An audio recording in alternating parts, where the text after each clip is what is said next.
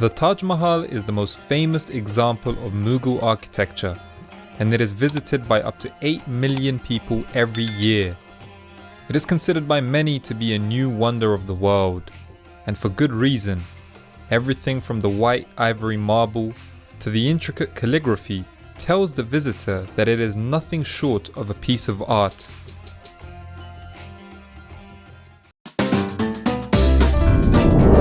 India Caravan Tours. To begin with, it was commissioned by the Mughal Emperor Shah Jahan, who ordered it built in 1632, a year after his wife Taj Mahal had died. So it's quite clearly a symbolic commemoration of her death, which is said to have grieved the Mughal Emperor deeply. Under the instruction of Ustad Ahmad Lohari, who was the chief architect, it is said that more than 20,000 workers from across India, Persia, the Ottoman Empire, and even Europe were employed to construct the Taj Mahal for a period of 22 years.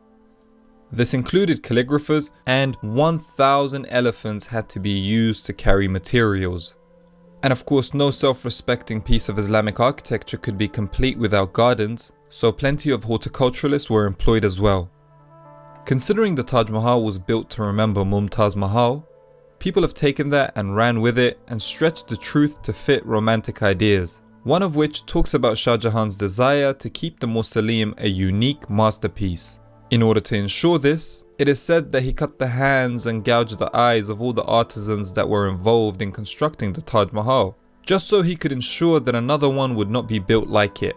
Obviously, this makes for a very cool story, but there is no evidence to suggest that this actually took place. On the contrary, historians have found Shah Jahan to have been far more ruthless than he was romantic.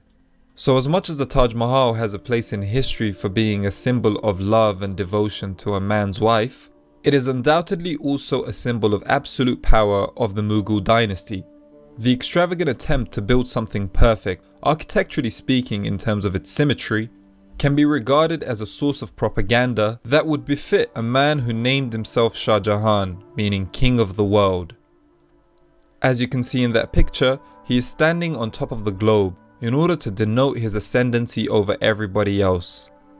But whilst cheesy myths are not well rooted in the truth, the Taj Mahal still has a bag of tricks that will leave you in awe and amazement. For example, the 4 surrounding minarets look like they are upright from far away, but they actually lean outward.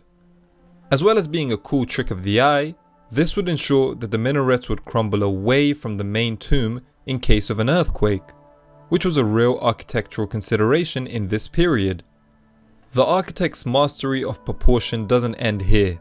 From the main gate, the Taj Mahal looks close and large, but the nearer you get, the smaller it becomes. You think that's impressive? Check this out. The Taj Mahal is like a chameleon. It can change its colors. Well, at least a hue of the color. Thanks largely to the sun, it can appear orange bronze when the sun sets, blue at night, and pink and grey during sunrise. The famous poet Rabindranath Tagore called the Taj Mahal a tear suspended on the cheek of time. As a fan of architecture, I can't help but appreciate the symmetrical beauty of this timeless monument.